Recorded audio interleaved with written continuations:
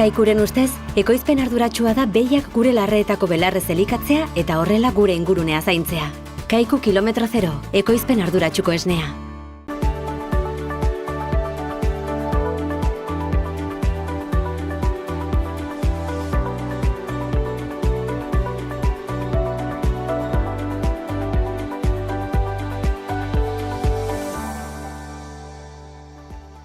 Bueno, gaurko saio hontan lehenbizikoz Aitor Azkaratekin bilduga anizen lurretik ikasiz proiekturi buruz hitz egiteko, gero gartzainano muituga Aitzoliturbekin hitz egiteko bera Andalorreko hobi ekologikoa daz, eta azkenik Gorka Laurnagakin elkartuga Baztango talde ekosozialai buruz hitz egitea zenbat berriri buruz.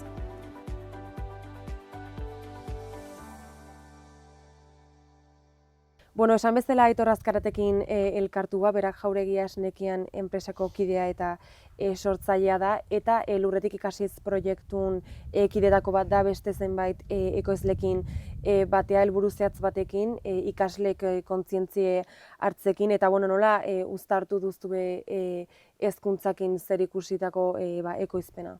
Bai, hoi takizen igual bi urte daramago gai honekin bueltaka, ganden urteko ikasturte izan zen lehenbizkoa, eta urtengoa ja bigarna, baina, helburu ezen, lehenik eta behin elkartu ginen ekoizle batzuk, eta ikusi ginen beharra, edo, gere etxetara tortzen zirenean, edo eskatzen zigutenean zenbait eskoletatik bisita egitea, ikusten ginen, behar bat bazela, ez? Eta nahi zutela edo, gure etxaldetara torri, eta, benpin ikesi edo ikusi zer egiten ginen, eta elkartu ginen ekoizle ezberdinek, eta nahi ginen uniforma eman.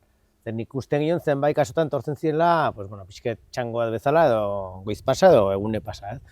Orduan nola baiteren nahi ginen man horrei,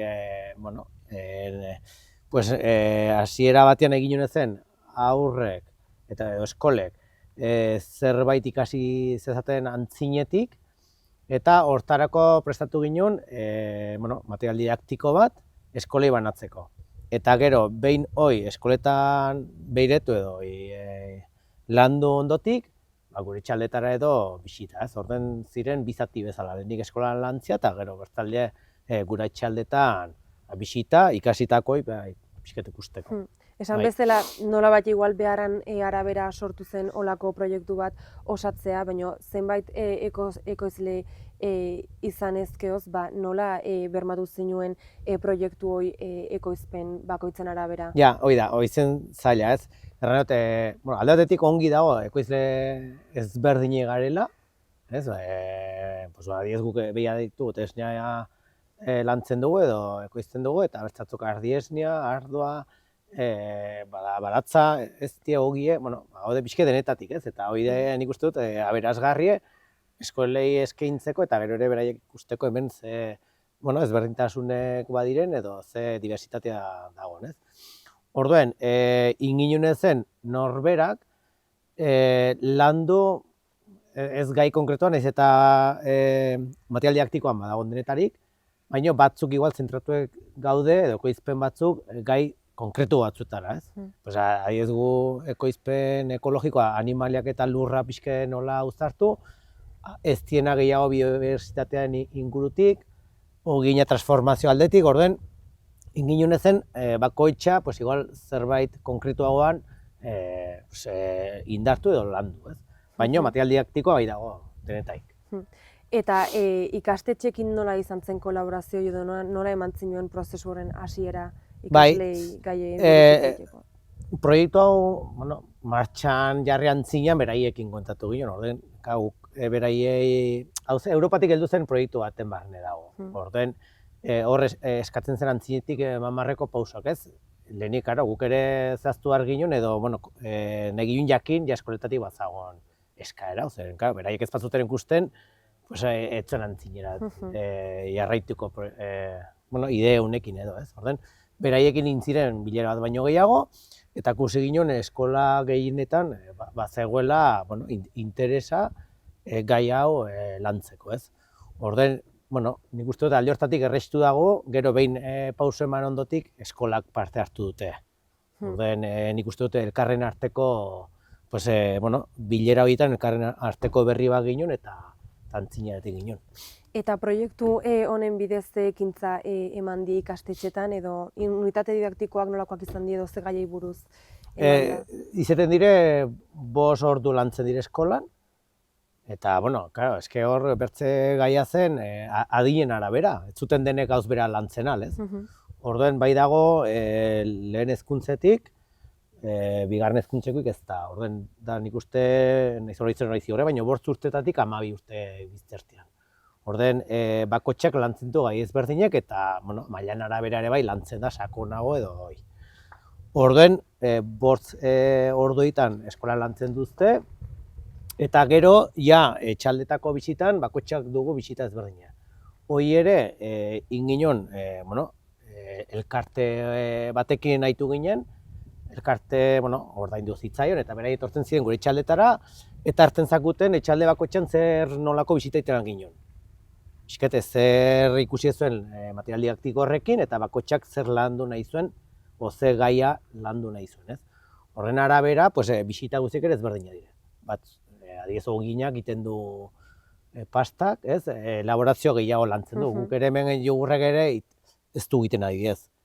Ez, orden bakotxak egiten du, guria gehiago da, behitegi ikusi, igual pixke bazkatu, bai denbora hori inez gero, belaietako belar ezberdinek ere identifikatzen saiatzen gara, hori ere ikusi gara ze sasoietan tortzen den. Ez, aurko adarri betortzen bat, eta uriten badu, zaila da belai berian sartzea, ez? Baina, udada berri aldera, errexago da gai horiek itea. Orduen, hori da, etxalde bakotxak du bisita ere ezberdin, eta hori ere nik uste da beresgarri da, urte ezberdinetan eskolak ere batetik bertzera aldatzeko bai. Zuk hitz egin dozu aberastagarritasun horretaz, baina zuk uste dozu lortzen dola azken finen kontzientzi bat biztea umengan azkenen ez di oso kontziente igual gu bezain beste nola dagoen munduko egoera edo zuek egunerokotasun hontan zer erronka bizitzen dituzuen, orduan helburua azken finen lortzen den edo ez. Bai, guk ere hasiera asmentatik argi ginen, nahi ginen zen, aurrek edo hurbiltzea gure etxaldetara. Gu beti hartzen dugu, hiritarrak aldentzen nahi diela lehen sektoretik, baina hemen pasten nahi de. Herri koxkorrenetan igual urrunago daude lehen sektoretik, baina herri txarretan ere gozbera pasatzen da. Horren olapaiteran egin zen hurbiltzea, ez? Hurbil daude, baina alde iberian ere daude urrun. Orden, guna egin zen alde batetik, beraiek kostientizetia, hau, lanbide bat dela, eta beraiek etorkizunetan aukeratzen aldutela, ez? Bertzaldetik, ere nahi argi edukitzea, beraiek jaten dutena, beraien eskoletako platen agertzen diren produktoiek hemen egin daitezkela, eta ere gure helburuetako bat zen, eskoletan bertako produktuak egotea, ez? Eta gero bertzalderen egin nuen beraiek kostientizetia, ez beraie bakarrik, guratxo edo gizarte orokorrean, ez? Ze garrantzitsu duen lehenbiziko sektoriak gure herri hauen mantenurako, ez? Bai biodibertsitatea, ez lurrak, animaliak hori dena lotu dago, ez?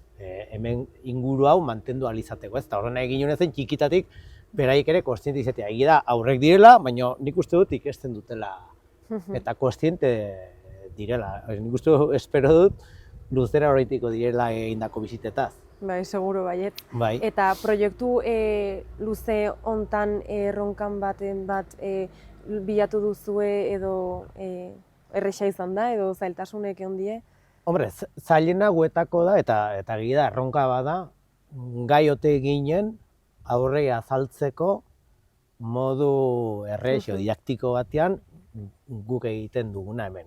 Ez da errex, azken finean gu lehenbiziko sektorean lan egiten dugu. Eta gure lana ez da azalpenak matea edo ez. Eta horrexegatik kontratatu zen elkarte bat, laguntzeko nola egin dezakegun bisita bat, ahalik eta modu errexenean ulertzeko, eta izen guretako erronka bat, eta dena beldur ginela, hori da, 30 urtortzen zaitzunean nola azaldu, ez? Ez, eta hori da erronka bat, baina aldi berean iruditzen zitzaikun garrantzitsua dela azaltzea, ez bakarrik aurrei, ez? Bueno, kasunten lurratik hasi ez aurrei da, baina gizarte orokorrean ze garrantzia duen lehenbiziko sektoreak, ez? Eta indakoan hontan zuk ze balorazio ematen diozu edo emaitzek onak izan die?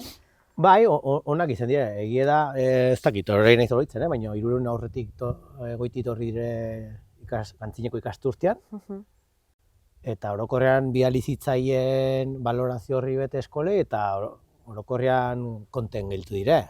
Egia da, beti badago zerbait hobetzeko, baina orokorrean gehiengoak errandu errepikatiko erabat denek, ez? Orduen, nik uste dut proiektuak antzinara segitzeko badola oinarri bet, ez? Orduan, uste dozu iraupen bat ziurtatu egonen dela, ez? Bai, aurten da bigarren urtea, eta egia da, kanpoko gure eskualdean bakarrik zentratu gara, kanpotik ere deitu izan dute, baina momentu enten ez gara, ez dugu pauso eman, zen azken finean gure lana da egunerokoz gain imar duzun bisita horiek, ez? Bizken beldurren batako, bizkete haratago batia. Baina bai, adibidez, Nafarroko gobernuko teknikari betek erakutsi du ere bai interesa, baina matako bizkete ez, beldurroi, edo momentuen benpin ez dugu erabakie zabaltzeko Nafarro edo Euskal Herri guzire, ez? Eta ja bukatzeko zuk jauregia esnekietan iten dozu lana, zuk jasangarritasun hau bai bermatzeko edo nola uztartu dozu bai eguneroko lan hau edo besteroa saltzen diozun kalidadezko produktu hau bai hezkuntza sistema baten parte izanik. Bueno, azken finean, nik uste dut guk egiten dugun lana, gaur egun zaila jakitea lehen sektorean pixket ze balore batuen, edo ze balore transmititzen duen, edo zer dagoen produktu baten gibeleko aldean, ez? Orden hezkuntzakin batako aukera txikitatik, beraiek ere ikustea ze garrantzia duen bertako produktuak, ze ondorio uzten alduen bertan konsumitzeak, nahiz eta, ez diren ere erabat kontziente, baina, beti zerbait gelditzen zaie, ez? Orden, beraiei horiek denak transmititzea eta gero produktu baten gibeleko aldean, izan igur bete esnea, edo ogi beten gibeleko aldean ez dagoela bakarrik tarro horren barnean dagoen produktua baizik eta horren gibeleko aldean, daude behi batzu, dago belarran kudeaketa bat, aurrek ere kontzientizatea zer dagoen produktu baten gibeleko aldean, ez? Azken finen denaz kontziente izatea. Bai, hoi da, dena eta dena dagoela lotu, ez? Bai, eskerrik asko zure hitzengatik eta espero du lurrek ikasteze bai etorkizun on bat eukitzea eta jauregi esnekiak bai eta ematen duzuen lan honekin bai denak gizarte hobe baten dantz bai joatea. Hoxe, guk ere horrengatik egiten dugu lana. Gordailu batean aurrezten duzunean, zure dirua pixkanaka hazten da.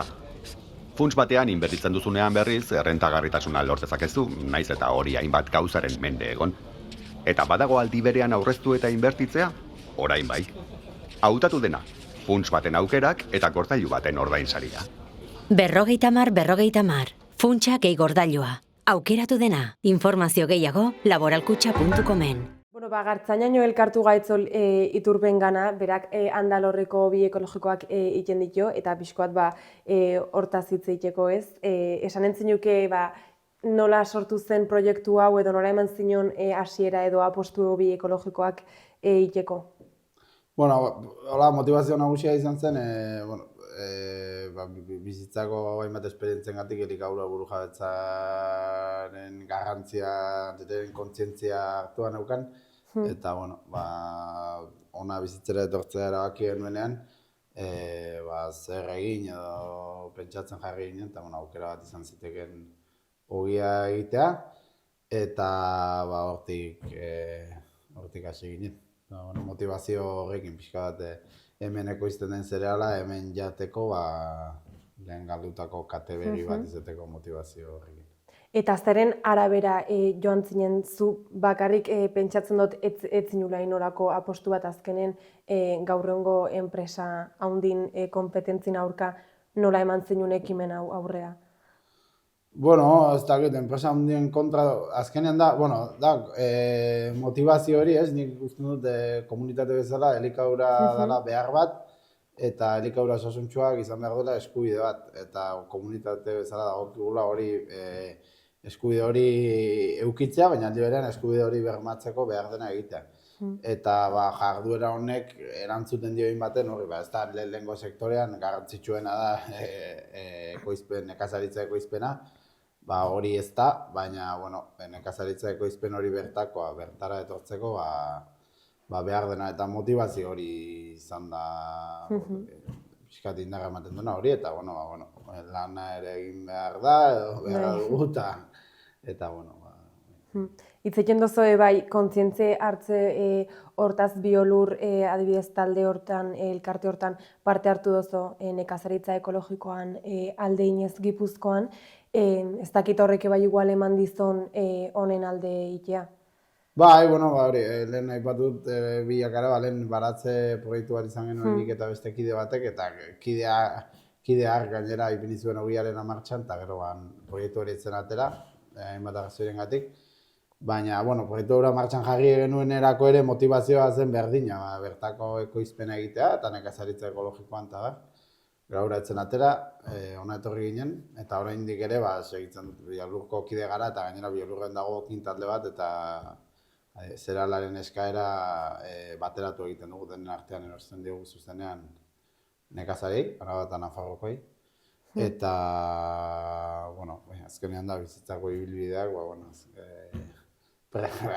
gaitasunak eta konbentzimenduak eta hartzen zoaz, eta horren araberako erabakiak hartzen dituzu gero, ez? Eta abantaila batzuk bai, klaro dau produktun kalidaden ikusten dela, baina bai, ze abantaila ekartze joan bertako zerelakin ekoiztea eta bai dena bertatik bertarako nolabateko esalmentare bai izatea, ez? Bai, azkenean, hor lehen bertan ekoizten zen eta bertan jaten zen, eta bertan ekoizi eta bertan jan, eta bertan ekoizi eta bertan jantzi, eta bertan ekoizi eta bertan dena. Eta hori galdu da, eta tartean janariaren kasuan sartu dira distribuidora handiak eta kate hori eten da, eta beraz ez nekazariek ez dute kontrolatzen beraien salmenta, eta ez jaten duenak ere ez du inolako ahalmenik erosten duenarengan eragiteko. Eta gure gure ogia erosteak dakarrena da, hori, gure ogia erosten da, baina guk lehen gaiak erosten ditugun moduan, erosten ditugun tokian. Nekazariekin zuzenean, prezioak erosten ditugu, prezio duinak denentzat, aurrez adosten dugu, badakite ekoizten dutenerako guk hartuko diegula zati handi bat behintzat, eta horrek denak kate osoa esan dut. Eta gure lanpostuak eta gu hemen bizi ahal izatea ere ematen du jarduera honek, baina horretaz gain hori ere erantzuten dio. Eta guk erosten dugun zereala ekologikoa da, era ekologikoan landua da, eta horrek bermatzen du, zereal hori landu den lurrak ere, ez dutela emankortasuna galtzen edo gutxienez zainduak direla. Eta, gaur ja honea aiatu ezkeo ikustego obradoren gaudela azaldu pixkoat prozesuen nola den ja denbo desente damakizo lan egiten oso goiz esnatu zala eta esplikatu nola den hasten zehar edo egunero egiten duzun hori ekoizteko hobie. Guk hobi egiten dugu, esango nuke ezaugarri nagusia dela orantza naturala bakarrik erabiltzen dugula. Ez dugu bestelako legamirik erabiltzen. Gero honek hobi egiten dugun egun baten ore puska bat altxatzen dugu, eta gero ore puska hori irin eta ur gehiago emanda fermentatzen dugu, hartzitu, eta bakteria horiek ugaltzen ditugu, eta horrek hartzitzen du gero hogia. Orduan, hola lan egiteak, eskatzen du pausoka lan egitea eta bere denborak ematea hartzidura hori. Adibidez, gaur goizeko ordu bat aterdietan masa egiten hasteko, atzo atxaldean ingenituen premasa edo ore aurre esaten zaienak, egiten dugu irinaren zati bat aurrez fermentatu eguneko 20 edo, bakteria horiek ugaltzeko, eta gero azken masa egiten dugu adibidez gaur goizean, eta masa ezberdinak, mota ezberdinetakoak egiten ditugu. Eta gero lehenbizi blokean fermentatzen uzten da, masa puska hundietan, eta ondoren hori pare bat orduz, eta gero puskatu, forma eman, eta puskan edo piezan uzten dugu hartzitzen, beste pare bat orduz edo. Eta gero labera, eta Prozesu luze bat, Bai, ordu pila bateko azkenean atzo atxaldean, gero orantza hori ere hozkailuan edukitzen dugu aurreko 2 egunetik, astelehenetik kasu honetan, eta orduan atzo osteguna goizean ja freskatu egiten dugu, eta bai, prozesua bere... Eta hobi bakoitzek pentsatzete bai ekoizpen edo prozesu desberdin bat behar izaten dola edo ze desberdintasun daude ekoizten dituzuen hobin arabera? Bai, bueno, zerealaren arabera irina ezberdina da, askotan gariak berak ere, gari barietate berdinak ere, urte baten euria egin badio edo ez badio, hogia egiterakoan diferentzi handia nabaritzen da. Noski, garia izan, espelta izan, zekalea izan, ezberdintasun hori badaude, eta zekaleak gluten gutxi du, eta guk adibidez moldean bakarrik lan egiten dugu zekalearekin, garia eta espelta ez. Eta gero orain hasi gara egiten baita glutenik ez duten artabeltza, trigo sarrazeno eta arrozarekin ere ogia. Horiek, pixkat ezberdin lantzen dira, horiek glutenik ez dutenak zuzenean masa egin eta zuzenean moldera botatzen ditugu. Varietate bat dago. Eta ez dakit badaukezon ematea informazioa prezioan ingurun edo zeren arabera jartzen dien eta bai salmenta hortan zer sartzen den, Jokun? Bueno, prezioa nik esan, hori, Bilurkoki taldeko beste batzun referentzietatik eta ipini nuen lehenbiziko hartan, eta gero orain, orain txegigo du 100 urte berriarekin, dena sartzen da, begiratzen duzu gastuen arabera zuri ematen dizun, eta aldi berean pixkat merkatuko prezioak zein diren, eta pentsatzen dut beste donor bezala. Eta bezeroan kasun nola izaten da saltzeko prozesu hori, zuk zein saltzen diozu zuzenki hobie? Bi aukera daude, bata gurekin zuzenean harremanetan jarriz, eta horiek guri eskatzen digute hogia, eta gero hemen jaso daiteke, edo Elizondon beste konfiantzazko denda baten, edo bestela dendetan ebe badago, nahi duenak dendan eskatu, dendan ordaindu, eta guk dendarien eskuzten dugu hori. Bi aukera daude, bai salmenta zuzena, eta batu konpromiso gehiago, baina abantaila batzuk ere ekonomikoki adibidez, eta edo bestela dendan, nahi duenak dendarien bidez egin, dendetan ere bai, erratzun, altxukon, gero Elizondon naturetxean, hautsitxian, goxanan, bai, horietan, eta Iruritan Obregozon. Orduan ikusten duzu ongi diela momentuz, ez? Zuk sortutako enpresa txiki hau. Bai, hasieratik motivazioa izan zen ere egia esan guk olako ogia jateko etxean ere egitea, ikusten olako baztanen, ez dela olako ogi sobera egiten. Eta ikusi dugu agera izan du, eta oraingoz ongi, egerran ongi. Eta espero du bai, etorkizunen ongi seitzea ez? Iraupen bat eduki dezakezu, ez dakit ze asmo daukezun honekin seitzeko? Bai, hombre, olako tinglau montauta segi beharko dugu. Eta, bai, ez dakit normalidade baten barnean eta... Bai. Bueno, pues Aitzol esan bezala espero du honek etorkizun oson bat izatea, eta izan dena baino hobeare izaten seitzea eta eskerrik asko kontatutako guztiengatik.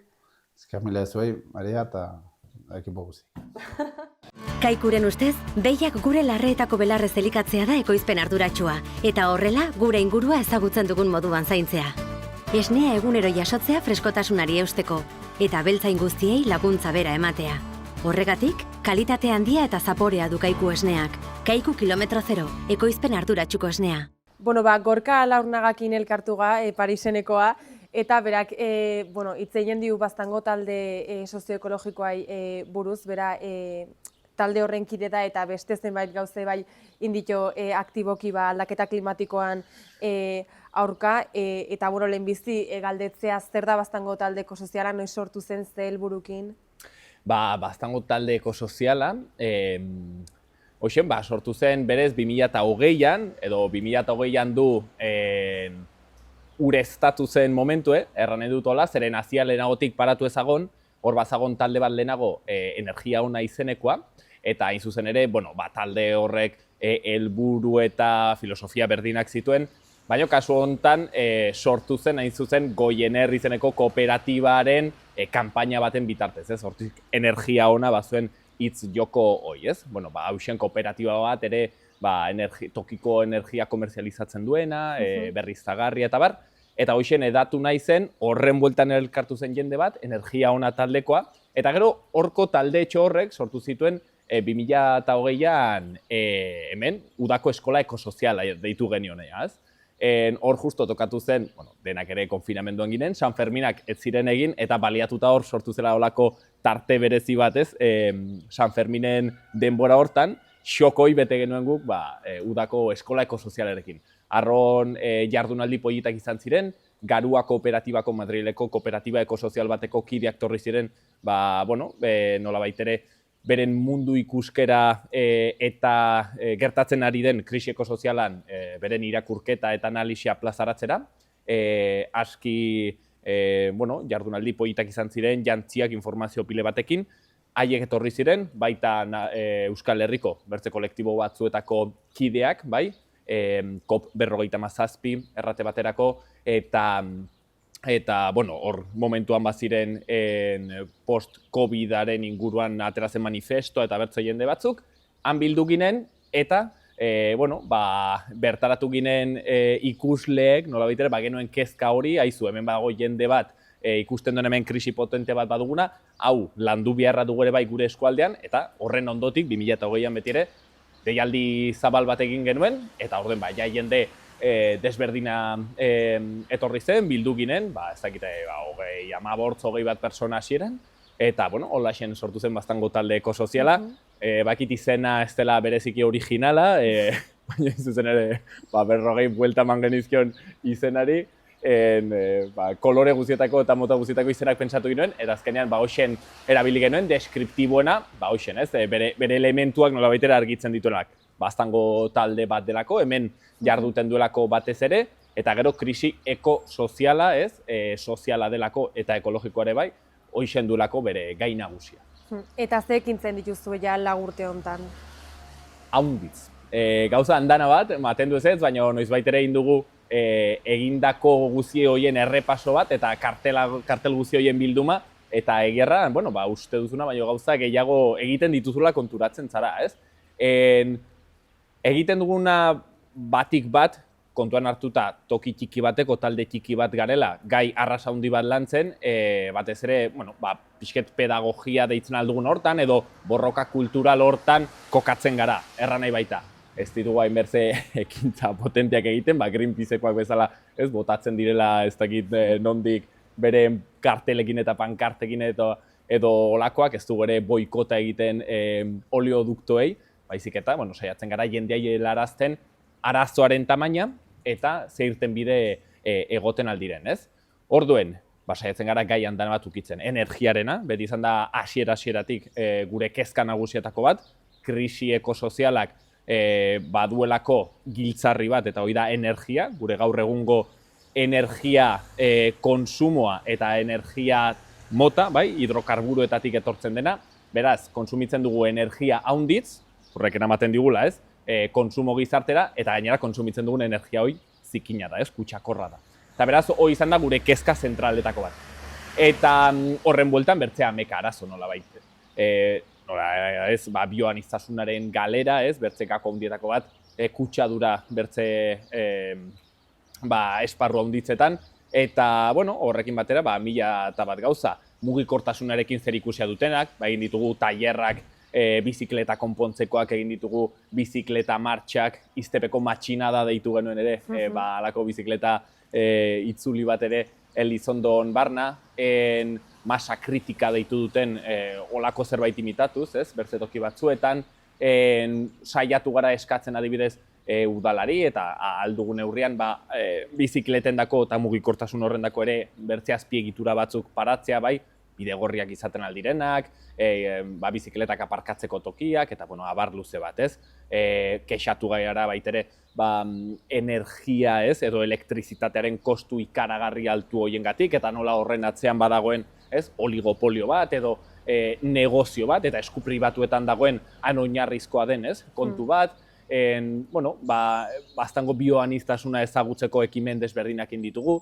Elizondoko bioaniztasuna ere bai ezagutzekoak, adibidez Elizondoko erreka eta ibarreko bioaniztasuna, ez? Eta ekosistema ezagutzeko ekarri izan ditugu adituak, eta bueno, olako abar luze bat, kontuan dana bat. Ikuste imaginat gauze indituzuela honen eskei, baina nola ikusten duzu herritarren erantzukizun ez azken finen igual bakoitzek uste do batek bekarra ezin dola deus egin, baina berez ikusten du baietz ez, bakoitzek badola zerbait egiteko edo zerbait aportatzeko eta elkartasun batetik bai lortu dezakegula garaitzea. Guziz.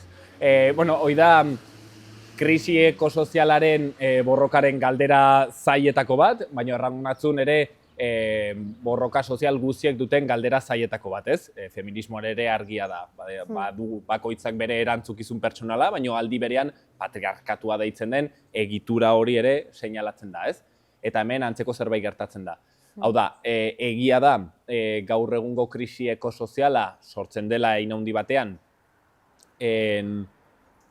masa konsumo gizarte batean bizi garelako, eta beraz gure herrialdetako pertsona guztien kontsumo mailak jasangaitzak direlako, bai isurien aldetik, bai beren aztarna materialaren aldetik, bai, eta beraz nolabait ere denak bizi gara hemen ipar globalean eta bereziki Euskal Herrian jasangarria den maila horren, langa horren gainetik, bai, eta hoi hala da.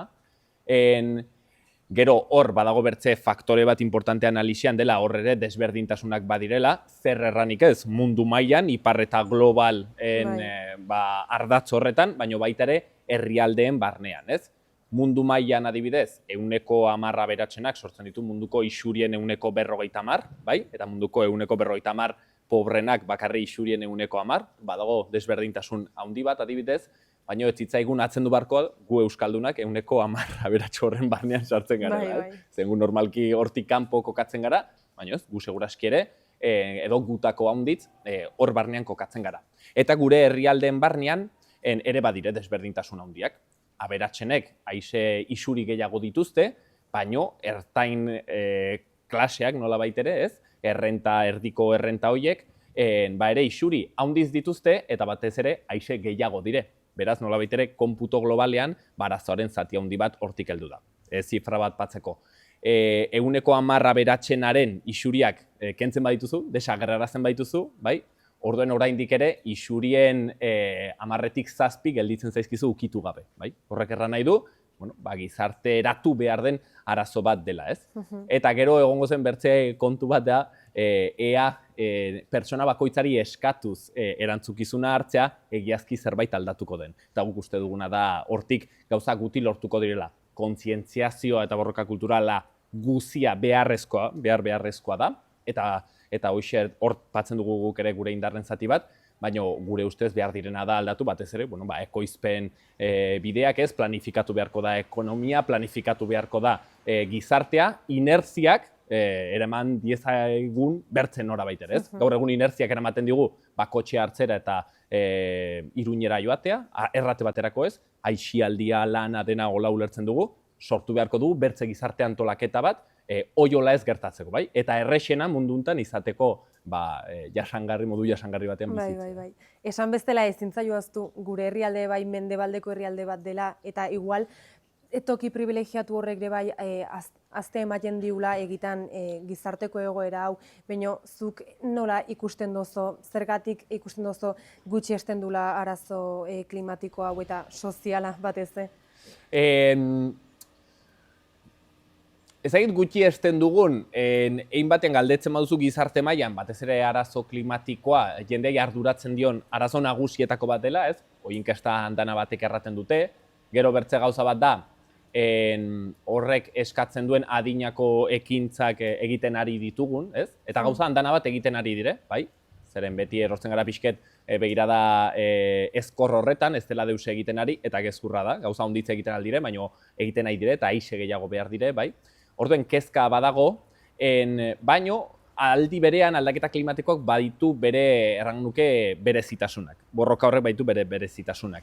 Eta bat aipatuko dut da, dela borroka puntu batean abstraktua. Bai? Bertze borroka batzuk badute erreferente aisea gerikoago, ikusten zu pertsona, bai? Erraten dugu, ostra, ez dakiz zer gizon aberatsek egin du ekintza hau eta bera seinalatzen dugu, ez? Baina aldaketa klimatikoan harpatzean nor den, ez? Horren erantzulea, nor kai duen sortzen kalte hau gauza zailago da. Punto tekniko bat badu, ez?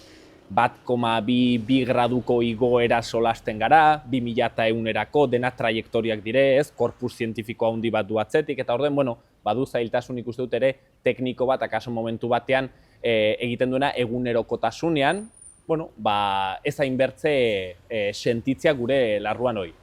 Eta gero sentitzen da, ez? Valentziako adibidea da argiena, eta holako hainbertze adibide badire ez, baina aldi berean hortaz, oroitarazi beharra da, aldaketa klimatikoa dela zerbait arron fisikoa eta arron hemen dagona, eta baduenak usteko eriotzekin, baduenak usteko gure bizien galera handi batekin, edo bizi kalitatearen galera handi batekin, nekazaritzan ekoizten aldugunaren jeitsiera handi batekin, eta beraz arazo ere ekonomiko handi batekin. Baina, errango nuke bai, igual baduela zailtasun tekniko bat ere, eta gero interesa handiak deus ez egiteko. Hor dago kapital fosila deitzen dugun hori, ez? Petroleo ateratzen dituzten enpresak, autogintzaren, ez? Enpresa eta entramatu industrial guzi hori, dituna interesa handiak hemen deus ere ez aldatzeko, bai? Eta, denak horrek zailduko du segurez. Eskerrik asko esandako guztiengatik eta espero du bai baztango talde sozioekologiko honek alde egiten dore bai justizia sozial batetik eta espero du pixkeka egiten dituzuen gauzekin lortzea eta elkartasun batetik bai borroka hori bideratzea. Bai, eta merezi du gainera, nik uste dut hemen baztanen badugula bertze kezka bat ere gai hauen inguruan, eta igarela ere gauzatxoak egiten, eta hau etorriko da, seguro. Eta gauza ederra hunditziten aldire, bai. Eskerrik asko, Gorka.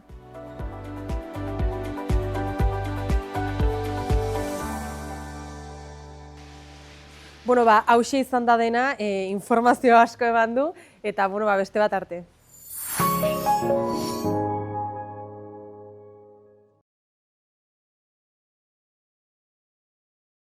Kaikuren ustez, ekoizpen arduratsua da gure abeltzain guztiei, handiei naiz txikiei, laguntza bera ematea. Kaiku kilometro zero, ekoizpen arduratsuko esnea.